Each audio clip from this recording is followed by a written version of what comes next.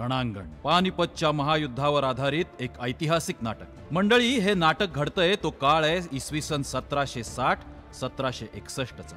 हा देशाचा दुश्मन आपल्या छावणीपर्यंत पोहोचला कसा?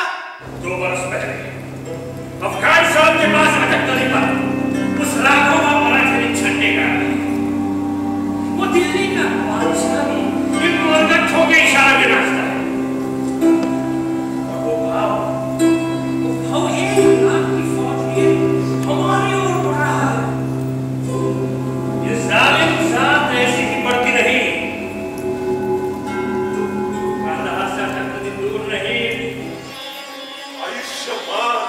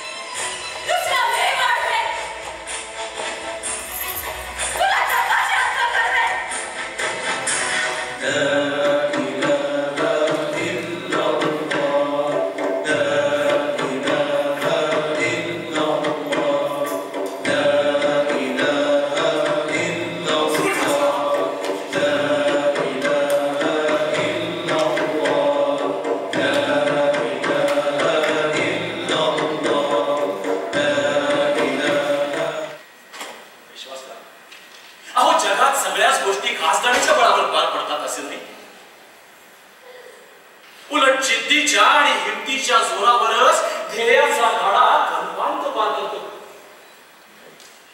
अंगे अर्ध उपाशी साधू फकीरच इतिहासाला वळण आणि राष्ट्राला वैभव देतात.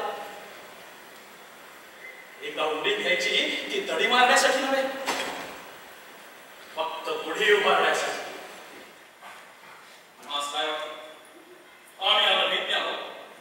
एका बाजूला मेवाड, मारवाड, जाट, तिकडे गंगा यमुना काठचे रोहिले, पठाण, 18 पगड जाती दिल्लीसाठी नुसत्या वखवखलेल्या आहेत. आणि नेमक्या अशा क्षणी बादशाही करार गुंडाळून आम्ही आधी मोहराला गादीवरून हुसकावला तर या भूमीतले आणि भूमीबाहेरचे मुसलमान एक होतील आणि आकाशात सुद्धा आकार घेत असलेल्या आपल्या देशी हिंदू मुस्लिम एकजुटीला नेस्त नाबूद करतील.